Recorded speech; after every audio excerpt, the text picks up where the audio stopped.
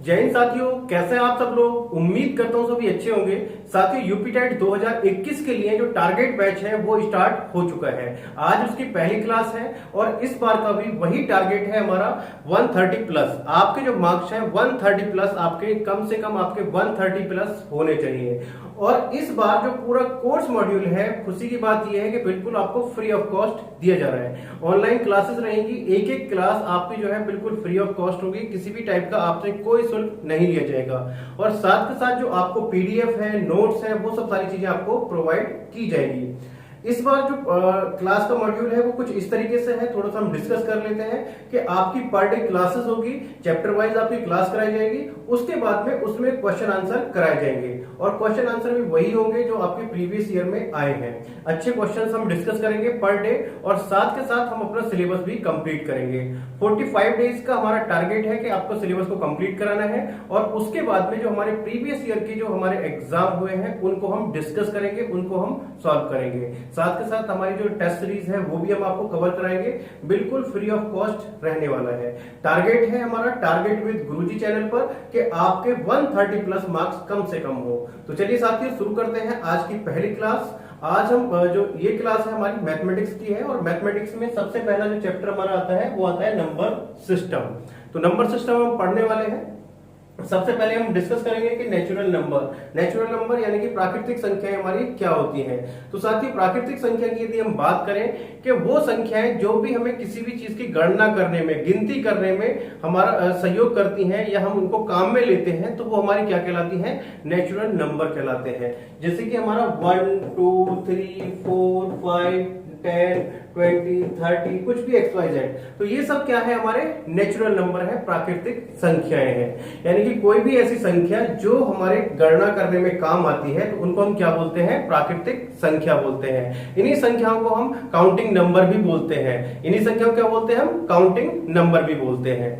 अब यदि हमसे पूछ लिया जाता है कि सबसे छोटा नेचुरल नंबर क्या होता है, तो नेचुरल नंबर सबसे छोटा होता है 1। याद रखिएगा, यहाँ पर हम मिस्टेक कर देते हैं, ऑप्शन में 0 भी दिया हुआ होता है तो हम 0 लगा देते हैं। 0 आपका प्राकृतिक संख्या में काउंट नहीं होता है। जो हमारी प्राकृतिक संख्या है वो कहां से स्टार्ट होती है? वो हमारी 1 से स्टार्ट होती है। तो इसलिए जो सबसे छोटी प्राकृतिक संख्या, जो सबसे पहली प्राकृतिक संख्या, वो क्या है? हमारी 1 है। क्लियर है आपको? ज्यादा कुछ नहीं है इसमें। जब हम लास्ट में क्वेश्चन आंसर डिस्कस करेंगे तो उसमें आपको और क्लियर हो जाएगा कि क्वेश्चन किस तरीके से बनते हैं। तो ये चीज क्लियर होगी। नेक्स्ट हम बात करते हैं, सेकंड पे आते हैं कि होल नंबर। कि होल नंबर क्या होते हैं, यानी कि पूर्ण संख्याएं क्या होती हैं। तो साथ ही जैसा कि हमने बताया, प्राकृतिक संख्याएं कहां से स्टार्ट होती है भाई? 1 से स्टार्ट होती है। 1 2 3 4 5 6 7 8 जितने भी आप जहां तक भी जा सकते हैं तो वो सब क्या होंगी? आपकी प्राकृतिक संख्याएं होंगी। यदि हम इसमें क्या और ऐड कर दें? यदि हम इसमें 0 और ऐड कर दें, क्या और ऐड कर दें? 0 0 1 2 3 4 5 6 7 8, तो फिर हमारी क्या हो जाएंगी? पूर्ण संख्याएं, होल नंबर हो जाएंगी। तो अब आपका क्या हो गया भाई? 0 1 2 3 4 5 6, तो यानी कहां से स्टार्टिंग हो रही है हमारी? 0 से स्टार्ट हो रहा है। यानी कि 0 हमारी सबसे छोटी पूर्ण संख्या है। क्वेश्चन यदि पूछा जाता है कि सबसे छोटी पूर्ण संख्या क्या है या सबसे छोटा होल नंबर क्या है, तो वो क्या होगा भाई? हमारा 0 होगा। यहां पर क्या होगा? 0। और प्राकृतिक संख्या क्या होगी? 1। बस यही डिफरेंस है। यदि हमारा प्राकृतिक संख्या में 0 और जुड़ जाता है तो वो बन जाती है क्या? हमारी पूर्ण संख्या। क्लियर है यहां तक? आई होप आपको समझ में आ गया होगा। छोटी छोटी चीजें हैं लेकिन यहां से भी क्वेश्चन पूछ लिए जाते हैं, इसलिए हमें ये बेसिक कंसेप्ट क्लियर करके चलना बहुत जरूरी है। चलिए आगे बढ़ते हैं। नेक्स्ट बात करते हैं इंटीजर नंबर्स, यानी कि पूर्णांक संख्या। अभी हम डिस्कस कर रहे थे क्या?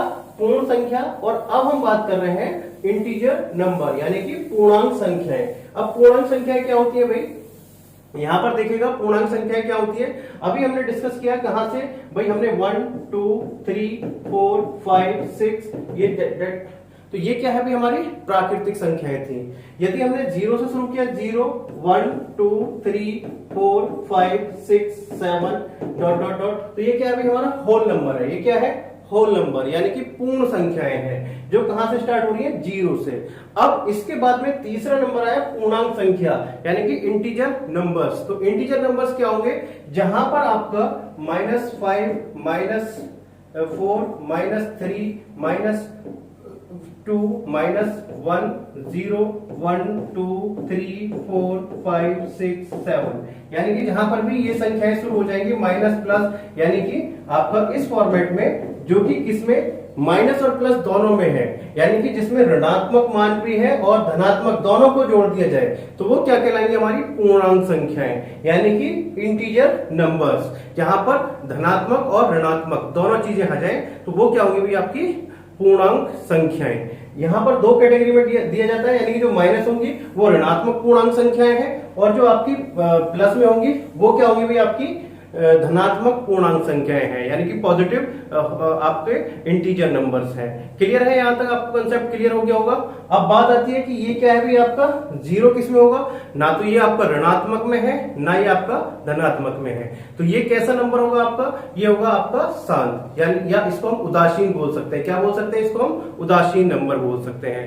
क्लियर है आपको, यानी कि पूर्णांक संख्या क्या होगी, जहां पर आपका ऋणात्मक और आपका धनात्मक दोनों चीजें हों तो वो क्या होगी भाई आपकी, यानी कि जिसमें ये सारे नंबर आते हैं, जो ऋणात्मक और धनात्मक की हम बात करें पूरी सीरीज की, तो वो आ जाता है किसमें भी, आपका इंटीजर नंबर्स में। आपका जो प्राकृतिक संख्या है वो कहां से स्टार्ट होती है, 1 से स्टार्ट होती है। होल नंबर कहां से स्टार्ट होते हैं, 0 से स्टार्ट होते हैं, और यहां पर माइनस में कोई भी हो सकता है, तो इसलिए यहां पर ऐसा नहीं पूछा जा सकता कभी भी कि इंटीजर की सबसे छोटी जो वैल्यू है वो क्या है। यह बात समझ गए हैं, क्लियर है भाई। यहाँ पर कुछ भी हो सकती है माइनस की, बहुत जो आप सोच सकते हैं वो आपकी माइनस की वैल्यू वो कैसा होगा भाई, आपका ऋणात्मक पूर्णांक संख्या होगी, तो इसलिए हम उसको जो आपको सबसे छोटी ऋणात्मक पूर्णांक संख्या कैलकुलेट नहीं कर सकते हैं। क्लियर है पॉइंट आपको, तो चलिए अगर आपको ये क्लियर है तो आगे बढ़ते हैं, आगे बात करते हैं नेक्स्ट इवन नंबर यानी कि सम। तो ये तो बहुत आसान है सम। यदि हम सम की बात करें तो सम आपका क्या है भाई, जो संख्याएं 2 से पूर्ण रूप से यानी कि पूरी तरीके से डिवाइड हो जाएं तो वो क्या होगी भाई, आपकी सम संख्याएं होंगी। जैसे आपका 2 4 10 8 20 30 जो भी हमारा पूरी तरीके से 2 से डिवाइड हो जाए तो वो सम संख्याएं होंगी। क्लियर है भाई आपको, ये तो बहुत आसान है, इसमें कोई सोचने वाली बात नहीं है। इससे आगे यदि हम बात करें ऑड संख्याएं यानी कि विषम संख्याएं, तो विषम संख्याएं क्या होती है भाई, जो कि आपकी 2 से डिवाइड ना हो, यानी कि जो 2 से डिवाइड हमारी ना हो, 1 3 5 7 9 11, तो ये सब संख्याएं कैसी होंगी भाई, विषम संख्याएं। जो कि 2 से पूर्ण रूप से डिवाइड ना हो वो संख्याएं क्या हो जाएंगी, हमारी विषम संख्याएं यानी कि ऑड नंबर्स हो जाएंगी। क्लियर है, तो यहां तक कोई डाउट नहीं होगा। तो चलिए आगे बढ़ते हैं, आगे बात करते हैं। अब आगे बात करते हैं, आगे है कंपोजिट नंबर्स, यानी अब आगे बात करते हैं, आगे नेक्स्ट अब आगे बात करते हैं कंपोजिट नंबर्स यानी कि भाज्य संख्याएं। भाज्य संख्याएं क्या होती हैं, तो साथियों यदि हम डेफिनेशन की बात करें तो सिंपल सा है कि वह संख्याएं जो स्वयं से और 1 के अलावा भी किसी और नंबर से डिवाइड हो जाए तो वो संख्याएं क्या होंगी, हमारी भाज्य संख्याएं होंगी। यानी कि एक बार फिर से हम रिपीट करते हैं, वो संख्याएं जो 1 के और अपने अलावा भी किसी और नंबर से पूर्णतः डिवाइड हो जाए तो वो संख्या क्या होगी, हमारी भाज्य संख्या या कंपोजिट नंबर्स कहलाएंगे। जैसा कि हम एग्जांपल के तौर पर बात करें, क्या होंगे भाई, आपका 4 हो गया, 6 हो गया, 10 हो गया, 20 हो गया, 30 हो गया, और भी बहुत सारे नंबर्स हैं जो कि क्या है भाई, अपने अलावा और 1 के अलावा किसी और नंबर से डिवाइड हो जाए तो वो संख्या हमारी क्या होंगी, 9 हो गया, 15 हो गया, तो वो सब संख्याएं क्या होंगी भाई, हमारी वो संख्या कंपोजिट नंबर्स यानी कि भाज्य संख्याएं कहलाएंगी। जैसे कि यदि हम एग्जांपल के तौर पे बात करें, हम 4 को लें तो 4 हमारा किससे डिवाइड हो जाएगा भाई, 2 से डिवाइड हो जाएगा, 1 से डिवाइड हो जाएगा, और 4 से तो डिवाइड होगा ही होगा। तो यानी कि 1 और 4 से तो डिवाइड हो गई, साथ के साथ 2 से भी डिवाइड हो रहा है, तो ये सिर्फ कैसा नंबर है भाई, हमारा कंपोजिट नंबर्स है यानी कि भाज्य संख्या है। क्लियर हो गया होगा। तो यहां पर यदि हम बात करें कि सबसे छोटी भाज्य संख्या क्या होती है तो वो हमारी क्या होगी भाई, वो 4 होगी। याद रखिएगा, सबसे छोटी कंपोजिट नंबर भाज्य संख्या क्या होगी, 4। क्योंकि यदि हम 3 की बात करें तो 3 क्या होगा भाई, या तो 3 से डिवाइड होगा या 1 से, इन दोनों के अलावा डिवाइड नहीं होगा। तो इसलिए जो सबसे छोटी भाज्य संख्या होगी हमारी वो क्या होगी, 4 होगी। तो ये याद रखिएगा, क्वेश्चन काफी बार पूछा गया है। अब आगे बात करते हैं प्राइम नंबर। प्राइम नंबर भी इंपॉर्टेंट है, यहां से भी क्वेश्चन पूछे जाते हैं। क्लास के बाद में, इसी क्लास के बाद में हम क्वेश्चन आंसर करने वाले हैं, वो बहुत इंपॉर्टेंट होने वाले हैं, उनको मिस मत कीजिएगा। यानी कि जो आज की क्लास के बाद में जो हम पढ़ रहे हैं उसके हम क्वेश्चन आंसर भी करने वाले हैं, क्वेश्चन आंसर लगाएंगे।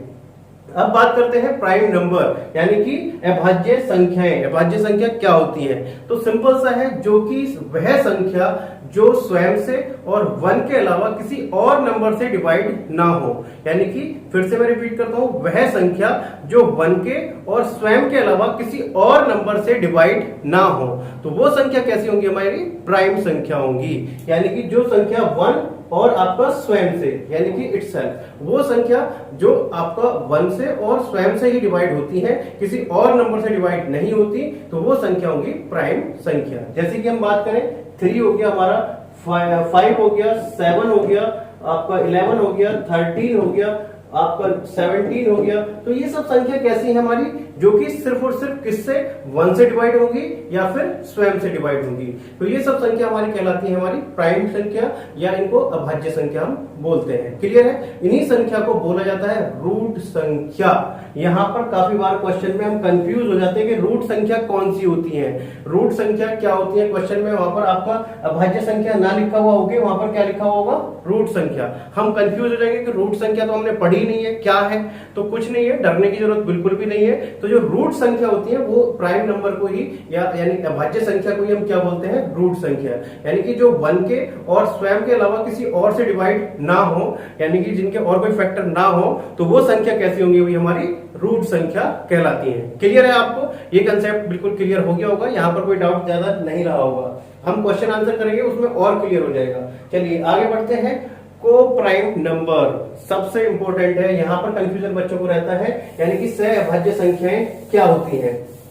तो साथियों, सहअभाज्य संख्याएं क्या होती हैं? तो इसकी यदि हम बात करें तो यहां पर क्या है? वो संख्याएं जो कि दो संख्याओं का पेयर होता है यहां पर, यानी कि एक 25, 26 ये संख्याएं हैं, इस टाइप से हैं। कोई भी संख्या हमारी लिखी हुई है 27, 28, हमारा 5 और 7, आपकी ऐसी संख्या, यानी कि ऐसी संख्या यदि हम डेफिनेशन की बात करें, ऐसी कोई भी दो संख्या जिनके गुणनखंड 1 और स्वयं के अलावा कोई और गुणनखंड, यानी कि उसके अलावा कोई और नंबर से वो डिवाइड ना हो, तो वो संख्या कैसी कहलाएंगी? हमारी को प्राइम नंबर कहलाएंगी, यानी कि सहअभाज्य संख्या कहलाएंगी। यानी कि एक तो नंबर ये डिवाइड हो जाएगा, किससे? 5 से डिवाइड हो जाएगा, और ये किससे डिवाइड हो जाएगा? 2 से भी डिवाइड हो सकता है, 13 से भी डिवाइड हो सकता है, 1 से भी डिवाइड हो सकता है। यानी कि इनके अपने अलग अलग तो काफी सारे गुणनखंड हैं, लेकिन याद रखिएगा जो मैं बताने जा रहा हूं, कॉमन गुणनखंड सिर्फ क्या है? 1। यानी कि एक 1 ही ऐसा है जो दोनों संख्या को, इसको भी काटेगा और इसको भी काटेगा, और कोई संख्या ऐसी है जो इनको काटे दोनों को नहीं काट सकती। तो इसलिए ये संख्या कैसी होगी भाई? को प्राइम नंबर है। तो आप समझ में आ गया होगा, यानी कि दो संख्याओं का पेयर होगा और उन दो संख्याओं का एक के अलावा, यानी कि 1 के अलावा कोई और कॉमन गुणनखंड नहीं है, यानी कि कोई और ऐसी संख्या नहीं है जो दोनों को काट सके, तो वो संख्या कैसी कहलाएंगी? को प्राइम नंबर कहलाएंगी। समझ में आपको आ गया होगा। याद रखिएगा एक चीज बिल्कुल सिंपल सा, मैं आपको कंसेप्ट याद रखने का बता देता हूं यहां पर, कि आपको कैसे पता चलेगा, आप तुरंत पहचान सकते हैं भाई ये तो बहुत सिंपल सा कंसेप्ट है, ये तो बिल्कुल समझ में आ गया होगा। यानी कि 1 के अलावा वो किसी और नंबर से डिवाइड ना हो रही हो, यानी कि दोनों कॉमन संख्या। ऐसा नहीं है कि भाई यहां पर देखो 25 की यदि हम बात करें तो 25 5 से भी डिवाइड हो रहा है, अपने आप से भी डिवाइड हो रहा है, 1 से भी डिवाइड हो रहा है, तो इसके 3 गुणनखंड है। यदि हम 26 की बात करें तो 26 1 से भी डिवाइड होगा, 2 से भी डिवाइड होगा, 13 से भी डिवाइड होगा, तो यहां पर भी आपका स्वयं से भी डिवाइड होगा, 4 गुणनखंड हो रहे हैं। लेकिन यहां पर यदि हम कॉमन की बात करें तो कॉमन सिर्फ और सिर्फ कितना गुणनखंड है? एक ही है, वो क्या है? 1। तो इसलिए ये संख्या कैसी है? को प्राइम नंबर है। और याद रखिएगा जो मैक्सिमम केसेस में वो सब जितने भी संख्या आगे सीक्वेंस वाइज, जैसे 25, 26, 27, 28, 30, 31, तो वो संख्या कैसी होती है? मैक्सिमम केसेस में को प्राइम नंबर ही होती है। क्लियर है भैया? आपको ये समझ में आ गया होगा, यहां से क्वेश्चन पूछा जाता है। चलिए आगे बढ़ते हैं। नेक्स्ट यदि हम बात करें सबसे इंपॉर्टेंट, सबसे मोस्ट इंपॉर्टेंट यदि हम बात करें, यदि हम नंबर सिस्टम की बात करें कि नंबर सिस्टम में सबसे इंपॉर्टेंट जो पॉइंट है वो कौन से हैं, यहां से क्वेश्चन काफी बार पूछा जाता है रेशनल नंबर, यानी कि परिमेय संख्याएं, और सबसे ज्यादा कंफ्यूजन भी यहां पर रहता है। तो आज परिमेय संख्या आपको बिल्कुल क्लियर होने वाली है, एक एक चीज मैं आपको डिटेल में एक्सप्लेन करने वाला हूं। तो साथियों मैं स्टार्ट करता हूँ रेशनल, लेकिन जब तक यदि आपने चैनल को सब्सक्राइब नहीं किया है तो चैनल को सब्सक्राइब कर लीजिए और बेल आइकन को प्रेस कर लीजिएगा और ज्यादा से ज्यादा लोगों तक वीडियो को शेयर कीजिएगा। ये आपकी रिस्पॉन्सिबिलिटी है जिससे कि ज्यादा से ज्यादा स्टूडेंट इस क्लास का बेनिफिट उठा सके यदि आपको क्लास अच्छी लग रही है। तो साथियों बात करते हैं रेशनल नंबर यानी कि परिमेय संख्या। यहाँ से क्वेश्चन बहुत बार पूछा जाता है, कंफ्यूजन बच्चे का सबसे ज्यादा यहीं पर होता है। तो साथियों जैसे कहते हैं कि P अपॉन Q यानी कि P अपॉन Q, जो भी संख्या P अपॉन Q की फॉर्मेट में लिखी जा सके उनको हम क्या बोलते हैं, परिमेय संख्या बोलते हैं। और साथ के साथ Q इक्वल नहीं होना चाहिए किसके, जीरो के, यानी कि Q इक्वल जीरो के नहीं होना चाहिए। तो पहले हम इसको क्लियर कर लेते हैं भाई, P जो आपको Q इक्वल जीरो के क्यों नहीं होना चाहिए। तो साथ ही यदि हम इसकी बात करें भाई, हमारा Q इक्वल जीरो के नहीं होना चाहिए, वो इसलिए नहीं होना चाहिए जैसे सपोज दैट P इक्वल है 10, P की वैल्यू 10 और Q की वैल्यू हमने रख दी 0, तो क्या होगा भाई 10 अपॉन 0, तो यानी कि ये क्या हो जाएगा भाई, इन्फिनिटी यानी कि अनंत हो जाएगा। अब अनंत हो जाएगा तो भाई हमारी गड़बड़ हो गई। तो इसलिए हम बोलते हैं कि भाई क्या P अपॉन Q की फॉर्मेट में जिसको भी हम लिख सकते हैं तो वो कैसी संख्या होंगी, परिमेय संख्या होंगी। लेकिन Q इक्वल नहीं होना चाहिए किसके, जीरो के, Q की वैल्यू जीरो नहीं होनी चाहिए, यानी कि अपॉन में जीरो नहीं होना चाहिए, यानी कि अपॉन में जीरो होते ही क्या हो जाएगी, गड़बड़ हो जाएगी। इतना क्लियर हो गया आपको। चलिए अब आगे बात करते हैं कि परिमेय संख्या कौन कौन सी हो सकती है। तो यहां पर हम बात करते हैं परिमेय संख्या की, परिमेय संख्या कौन कौन सी हो सकती है। भाई सबसे पहले हमने बता दिया यानी कि P अपॉन Q की फॉर्मेट में, यानी कि जैसे आपका 2/3, 5/7, 4/3, 2/7 कुछ भी लिखा हुआ है इस तरीके से, तो ये क्या है भाई, सब परिमेय संख्याएं हैं। दूसरा हम ऐसे लिख सकते हैं 3, 5, 7, 8, तो ये भी क्या है भाई, हमारी परिमेय संख्या ही है। क्यों है परिमेय संख्या, अब आप कहेंगे सर ये तो बटे में नहीं लिखी हुई है, तो हम इनको बटे में कन्वर्ट कर लेते हैं, यानी कि फ्रैक्शन में कन्वर्ट कर लेते हैं, कोई बड़ी बात नहीं है। क्या कर लेते हैं भाई, हम अपॉन में 1, अपॉन में 1, अपॉन में 1, अपॉन में 1 हो गया फ्रैक्शन में कन्वर्ट, कोई बड़ी बात नहीं है भाई, ये भी तो फ्रैक्शन ही है, हम कर सकते हैं, हो गया। तो ये भी क्या है भाई, आपकी कैसी संख्या होंगी, परिमेय संख्या होंगी, यानी कि रेशनल नंबर्स होंगे। क्लियर है। चलिए आगे बात करते हैं। नेक्स्ट क्या हो सकता है भाई आपका, रूट 25, रूट 36, क्या हो सकता है, रूट आपका 64। तो आपका इस तरीके से ये भी क्या है भाई, सब परिमेय संख्या है। क्यों है परिमेय संख्या है। अब यदि हम रूट 25 की बात करें तो रूट 25 क्या होगा भाई, आपका 5 होगा, यदि रूट से बाहर निकल के आएगा और 5 निकल के बाहर आएगा तो फिर हम इसको क्या कर सकते हैं, 5/1 कर सकते हैं। इसी तरीके से कितना होगा भाई, 6/1 हो जाएगा, ये कितना हो जाएगा भाई, 8/1 हो जाएगा। तो ये भी क्या है भाई आपका, यदि इस तरीके से है यानी कि आपका परफेक्ट रूट में आ रहा है तो वो क्या होगा भाई आपका, वो भी परिमेय संख्या होगी। क्लियर है भाई आपको, यानी कि इसको हम क्या लिख सकते हैं, इस तरीके से फ्रैक्शन में लिख सकते हैं, कोई दिक्कत नहीं है। चलिए आगे बात करते हैं। यदि आपका लिखा हुआ है 2.5, आपका लिखा हुआ है 4.6, आपका लिखा हुआ है 2.8, तो ये भी क्या है भाई आपका, ये भी परिमेय संख्याएं हैं। ये भी क्या है, परिमेय संख्याएं हैं। क्यों है परिमेय संख्या, इसकी हम बात करें भाई 2.5, इसको हम कैसे लिख सकते हैं, 5/2 लिख सकते हैं, नहीं लिख सकते हैं, तो लिख सकते हैं। तो फिर हम आपका किस में आ गए, फ्रैक्शन में आ गया, यानी कि P अपॉन Q की फॉर्मेट में आ गया। तो ये भी क्या हुई, हमारी परिमेय संख्या हुई। तो आई होप आपको ये चीज समझ में आ रही होगी, क्लियर हो गया होगा। चलिए आगे बात करते हैं, नेक्स्ट पढ़ते हैं। नेक्स्ट आपको हम थोड़ा सा इसको हटा देते हैं यहाँ पर, और क्या क्या हमारी परिमेय संख्या हो सकती है उसकी हम बात करते हैं। भाई आपका -2, माइनस में आपकी यदि कोई वैल्यू है -5, -7, यदि कोई माइनस में वैल्यू है तो भी वो क्या होगी भाई, आपकी परिमेय संख्या कहलाएगी। भाई वहां पर कोई कंडीशन ऐसे तो नहीं दिया हुआ कि भाई प्लस माइनस में आपका है तो वो आपकी परिमेय संख्या नहीं होगी, तो ऐसा कुछ नहीं है। तो यदि आपका ये पूछा जाए कि -2 क्या परिमेय संख्या है, तो बिल्कुल परिमेय संख्या है। भाई हम इसको क्या लिख सकते हैं, -2 को भाई P अपॉन Q की फॉर्मेट में लिख सकते हैं। यदि आपका -2 है तो हम इसको -2/1 कर सकते हैं, तब भी तो वैल्यू वही है। तो आपका ये भी क्या है, परिमेय संख्या है। क्लियर है। -2, -5, -7, -125 कुछ भी आपका XYZ जो भी वैल्यू है आपकी, तो वो क्या होगी, परिमेय संख्या होगी। इतना क्लियर हुआ। अब जो मैं आपको बताने जा रहा हूं वो सबसे मोस्ट इंपोर्टेंट पॉइंट है, जो कि क्वेश्चन यहां से बहुत बार पूछा गया है, बहुत बार आपको क्वेश्चन यहां पर पूछा गया है। नेक्स्ट हम बात करते हैं, ये मैं आपको हटा देता हूं यहां पर, जिससे कि थोड़ा सा जगह बन जाए। तो यहां पर अब हम बात करते हैं मोस्ट इंपोर्टेंट पॉइंट की। भाई यहाँ कहीं पर आपका लिखा हुआ है 0.36 और उसके ऊपर इस टाइप से लगा हुआ है आपका 0.34, 0.6 इस टाइप से लिखा हुआ है। तो अब आपको इस टाइप से लिखा हुआ है, तो ये भी संख्या क्या होगी, परिमेय संख्या होंगी। क्यों परिमेय संख्या होंगी, इसका मैं आपको बता देता हूं भाई। आपको इसका मतलब पता होगा, इसका मतलब होता है रिपीटेशन, यानी कि इसका मतलब है पॉइंट के बाद में 36 36 36 36 इस टाइप से, यानी कि इसका रिपीटेशन होता जा रहा है बार बार। यदि इसका रिपीटेशन हो रहा है तो यानी कि वो, यदि किसी एक कॉमन चीज का रिपीटेशन हो रहा है तो वो फिर क्या होगी, परिमेय संख्या होगी। क्लियर है भाई आपका? यानी कि यदि पॉइंट के बाद में कोई भी रिपीटेशन हो रहा है, बार बार रिपीटेशन हो रहा है, तो फिर वो संख्या कैसी होगी, परिमेय संख्या होगी। यहां पर यानी कि कोई भी संख्या हो सकती है 6.25 और इसके ऊपर इस टाइप से लिखा हुआ है, तो फिर ये संख्या भी क्या है, परिमेय संख्याएं हैं। क्लियर है भाई आपको? यानी कि इस टाइप से भी लिखा हुआ हो सकता है, ये पूछा जा सकता है कि ये परिमेय संख्या है या नहीं है, और इस टाइप से भी हो सकता है कि 6.25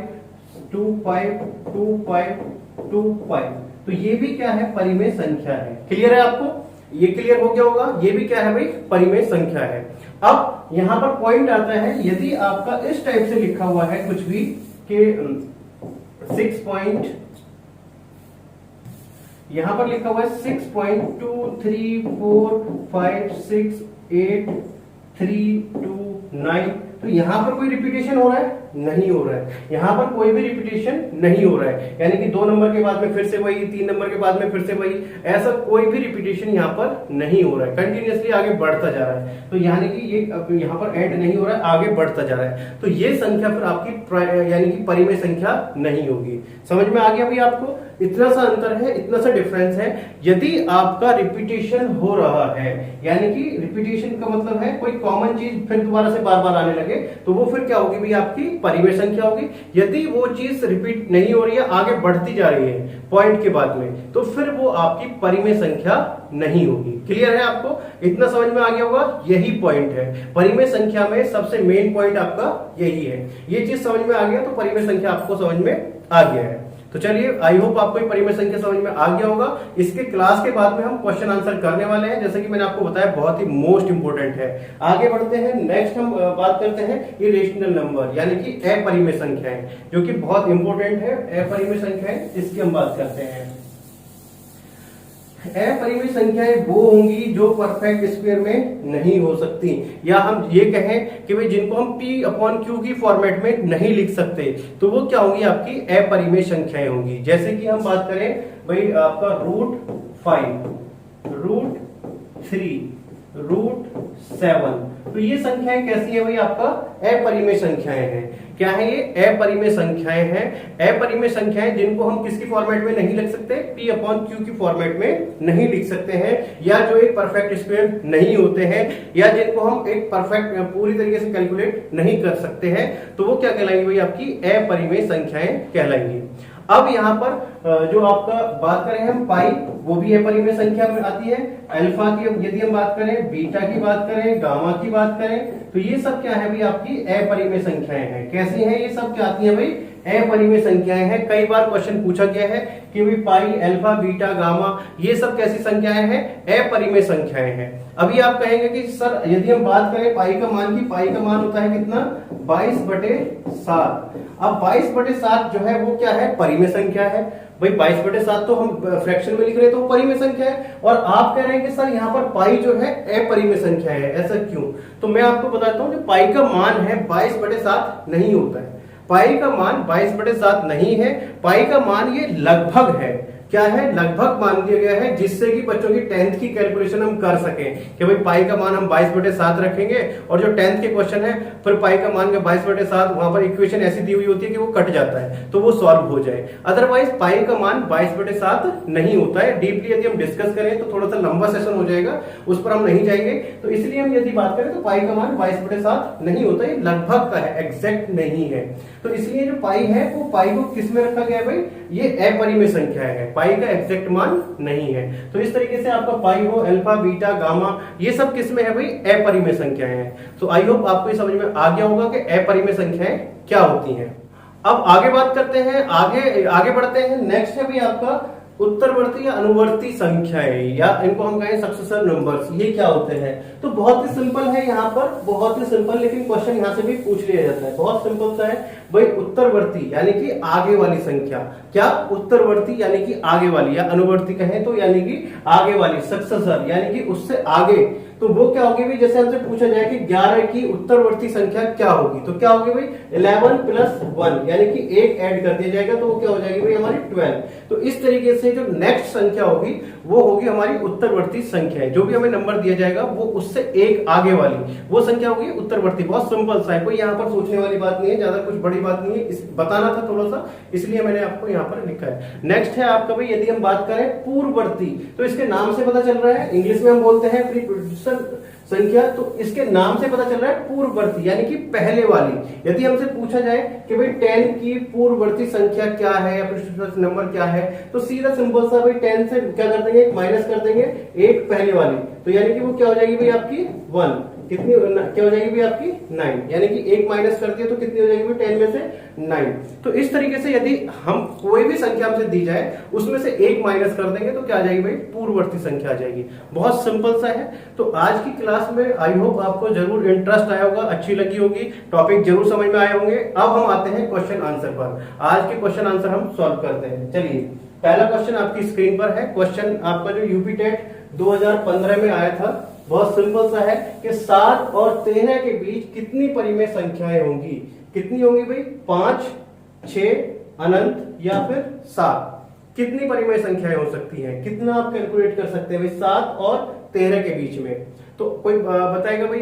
कमेंट करके बताइएगा कि 7 के और 13 के बीच में कितनी परिमेय संख्याएं होंगी। तो साथियों, जैसा कि अभी मैंने आपको बताया था, 7 की यदि हम बात करें, 7 परिमेय संख्या है, 13 परिमेय संख्या है। पहले हम सॉल्व कर लेते हैं। तो अब यदि हम बात करें परिमेय संख्या कब बनेगी? जब हम इसको अपॉन में कर लें। यहां पर क्या कर लें? अपॉन में कर लें। अब ये परिमेय संख्या बन गई है। अब यदि हम बात करें परिमेय संख्या की कि परिमेय संख्या कितनी बन सकती है, तो यहाँ पर हम 7 के आगे की बात करें तो 7 के बाद में बहुत सारी परिमेय संख्या बन सकती है। कैसे बन सकती है भाई? हम इनके बीच में जो बटे की जो संख्या है वो बहुत सारी हो सकती है, जिनको हम काउंट नहीं कर सकते हैं। बहुत सारी जा सकती है, अनंत जा सकती है। जैसे कि हम बात करें भाई 7 के बाद में 7/1 है, यानी कि क्या है? 7। और 7 के बीच में जितनी भी पॉइंटों की वैल्यू जाती है 7 से लेकर 13 तक, वो बहुत सारी वैल्यू हो सकती है जिसको हम काउंट नहीं कर सकते, जो कि इस ऑप्शन में तो नहीं है। ना 5 है, ना 6 है, ना 7 है, तो वो फिर क्या होगा भाई? अनंत ही होगा। जैसे कि अब यदि अभी भी आपको समझ में नहीं आया तो हम क्लियर कर देते हैं भाई। यहाँ पर 7 से और 13 के बीच में, तो 7 की यदि हम बात करें तो 7 हो गया, 7 से आगे 7.1 भी होगा, 7.2 भी होगा, 7.01, ये और भी बहुत सारी होंगी। तो जिनको हम फ्रैक्शन में बदले तो यानी कि बटे में बदले तो बहुत सारी संख्या निकलेंगी। कितनी सारी संख्या निकलेंगी जिनको हम काउंट नहीं कर सकते हैं। तो इसलिए यहाँ पर ऐसा नहीं है भाई हम क्या करते हैं 6 कर दें, 5 कर दें या 7 कर दें। तो ऑप्शन कौन सा होगा भाई? आपका ऑप्शन नंबर सी। तो आई होप आपको यहाँ पर ये समझ में आ गया होगा क्वेश्चन कि 7 और 13 के बीच में कितनी परिमेय संख्याएं हैं जो कि हम काउंट नहीं कर सकते हैं। तो ऑप्शन नंबर सी क्लियर हुआ आपको? चलिए आगे बढ़ते हैं, नेक्स्ट बात करते हैं। क्वेश्चन काफी अच्छे हैं। क्वेश्चन है, दो भाइयों की आयु का योग तथा अंतर दोनों ही रूट संख्याएं हैं। यदि बड़े की उम्र 23 वर्ष हो तो छोटे की उम्र हो सकती है। तो यहाँ पर कंफ्यूजन हो जाता है कि भाई रूट संख्याएं कौन सी होती हैं, जो कि मैंने अभी आपको बताया था। तो अब आते हैं क्वेश्चन पर। क्वेश्चन 2013 में आया था यूपी टेट में। तो अब यहाँ पर दो भाइयों की आयु का योग तथा अंतर दोनों ही क्या है भाई? रूट संख्याएं हैं। तो अब हम इसको रख के देख लेते हैं भाई। आपका क्या है? एक ही क्या है? 23 है, तो 23 प्लस का 8 तो कितना हुआ भाई? आपका 8 5 3 और 8 और 3 11 और 2 और 1 3 यानी कि 31। तो ये आपकी क्या है भाई? रूट संख्या है। ठीक है, क्लियर है। अब इसके बाद में आपका 23 माइनस का कितना भाई? 8 यानी कि अंतर भी तो रूट संख्या होनी चाहिए। क्या बोले भाई? क्या होने चाहिए? दोनों का योग तथा अंतर क्या है? रूट संख्याएं हैं। तो 23 माइनस के 8 कितना हुआ? 15। लेकिन ये रूट संख्या आपकी नहीं है। ये तो आपकी रूट संख्या है लेकिन ये रूट संख्या नहीं है। रूट संख्या क्या होती है? जो अभी मैंने आपको बताया था, जो कि सिर्फ और सिर्फ स्वयं से और 1 से डिवाइड हो, वो संख्या रूट संख्या होगी। लेकिन 15 आपका 5 से भी डिवाइड होगा, 3 से भी डिवाइड होगा, स्वयं से भी डिवाइड होगा, 1 से भी डिवाइड होगा। तो ये ऑप्शन आपका पहला नहीं है।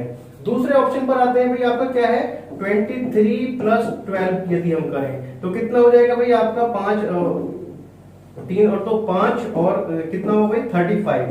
तो 35 ही आपको क्या है रूट संख्या नहीं है, क्योंकि 35 आपका किससे डिवाइड हो जाएगा 5 से भी डिवाइड हो जाएगा, आपका 1 से भी और स्वयं से भी, तो ये आपका रूट संख्या नहीं है। तो ऑप्शन नंबर बी भी आपका नहीं है। ऑप्शन नंबर सी पर आते हैं, सी को हम देखते हैं तो सी में भी क्या है 23 प्लस का कितना 18, ठीक है। तो कितना हुआ भाई आपका 8 और 3 11 का 1 और आपका कितना होगा भाई यहाँ पर 2 और 1 3 और 1 4 41। तो 41 क्या है भाई आपकी रूट संख्या है, जो कि आपको किसी से डिवाइड नहीं होगी, सिर्फ और सिर्फ 1 से और स्वयं से डिवाइड होगी। अब यदि हम बात करें 23 माइनस का 18 तो कितना हुआ भाई, कितना बचेगा 5, कितना बचा आपका 5। तो 5 भी क्या है रूट संख्या है, जो कि सिर्फ और सिर्फ किससे डिवाइड होगी, स्वयं से डिवाइड होगी या फिर किससे डिवाइड होगी 1 से डिवाइड होगी। तो इसलिए यानी कि दोनों ही क्या योग तथा अंतर क्या बैठ रहा है भाई रूट संख्या बैठ रहा है। तो ऑप्शन नंबर क्या होगा सी। तो इस तरीके से हम यहाँ पर निकाल सकते हैं। क्वेश्चन काफी अच्छा था, आपको रूट संख्या मैंने बताया था तो आपको समझ में आ गया होगा कि रूट संख्या मैंने क्यों बोला था। चलिए आगे बढ़ते हैं। सबसे छोटी ऋणात्मक अभाज्य पूर्णांक है, सबसे छोटी ऋणात्मक अभाज्य संख्या है तो कौन सी होगी भाई आपकी 1 होगी 3 होगी और आपका 2 होगा या फिर 1 होगा। तो कौन सा यहां पर होगा या 0 होगा। तो यहां पर आपसे पूछा है क्या सबसे छोटी ऋणात्मक अभाज्य पूर्णांक है, क्या है भाई यहाँ पर बताइए। ऑप्शन आपके सामने है 0 है 1 है 2 है या फिर 3 है। तो क्वेश्चन काफी अच्छा है, 3 बार आपका आ चुका है 2016, 17 और 18 लगातार 3 बार क्वेश्चन आए हैं। यहाँ पर कंफ्यूजन 2 बार क्रिएट किया गया है। क्या एक बार बोला है ऋणात्मक और एक बार बोला गया है अभाज्य पूर्ण संख्या, यानी कि आपकी कौन सी होगी 0 होगी 1 होगी 2 होगी या 3 होगी। तो हम मैक्सिमम केसेस में क्या लगाते हैं 1 या फिर 3 और हमारा आंसर गलत हो जाता है। क्यों हो जाता है, जैसे कि मैंने अभी आपको बताया है अभाज्य संख्या क्या होगी, आपकी एक से बड़ी वह संख्याएं, क्या डेफिनेशन फिर से सुन लीजिएगा, अभाज्य संख्या की एक से बड़ी वह संख्याएं जो कि सिर्फ और सिर्फ स्वयं से या फिर आपका 1 से डिवाइड हो, वो क्या होंगी भी आपकी अभाज्य संख्याएं होंगी। क्लियर है आपको भाई, जो संख्याएं आपकी एक से बड़ी, सबसे पहला पॉइंट जो एक से बड़ी हो और साथ के साथ स्वयं से डिवाइड हो और फिर किससे डिवाइड हो भाई अपने आप से डिवाइड हो, वो संख्याएं क्या होंगी अभाज्य संख्याएं कहलाती हैं। यहां पर ऋणोत्तर कोई मतलब नहीं है, कोई ऐसा नहीं है माइनस माइनस कोई मतलब नहीं है किसी भी चीज का। तो आपकी एक से बड़ी ऐसी कौन सी संख्या है, कहां से शुरुआत होगी, वो होगी 2 से। तो ऑप्शन क्या होगा सी होगा, यानी कि सबसे छोटी आपकी जो क्या होगी भाई अभाज्य संख्या क्या होगी भाई 2 होगी। कहां से शुरुआत होती है 2 3 आपका 5 7 और आपका 11। तो इस तरीके से सबसे छोटी अभाज्य संख्या ऋणोत्तर को कोई मतलब नहीं पड़ता, तो वो कौन सी होगी आपकी 2 होगी। क्लियर है आपको। तो क्वेश्चन काफी अच्छा था, 3-4 बार आ चुका है, यही पॉइंट आपके देखे जाते हैं। इसके बाद में फिर जब आपका कोर्स कंप्लीट हो जाएगा 45 डेज में टारगेट है हमारा कोर्स को कंप्लीट कराने का, उसके बाद में भी आपको टेस्ट सीरीज कराई जाएगी जिसमें काफी अच्छी तरीके से आपको इस तरीके के अच्छे अच्छे क्वेश्चंस कराए जाएंगे। अब अगला क्वेश्चन है पाई है क्या। 2 बार आपका क्वेश्चन आ चुका है 2016 में और 17 में। क्या है भी आपका विषम भिन्न है, सम भिन्न है, अभाज्य संख्या है या अपरिमेय संख्या है, क्या है भी आपका। तो अभी मैंने आपको बताया है परिमेय संख्या पढ़ाया था, तो पाई को किस में रखा गया है भाई, किस में रखा गया है अपरिमेय संख्या, जो कि किस कैटेगरी में आती है भाई पाई अपरिमेय संख्या।